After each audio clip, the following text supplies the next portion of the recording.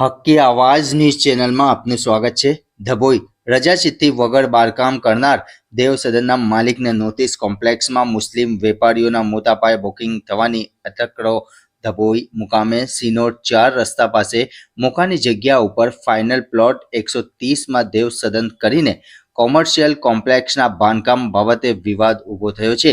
Dabhoi circuit હાઉસની સામેની જગ્યા કે જ્યાં અગાઉ લાકડાના બેન્સા હતા તે જગ્યા પર માલિકો દ્વારા કોમર્શિયલ કોમ્પ્લેક્સના બાંધકામની જાહેરાત કરેલ છે, જે બાબતના ખાતમુહૂર્ત સહિત બુકિંગ સેરેમની કાર્યક્રમ પણ રવિવારે યોજાયો હતો, જેને લઈ સત્વરે જાગેલી પાલિકા દ્વારા નોટિસ ફટકારાઈ છે।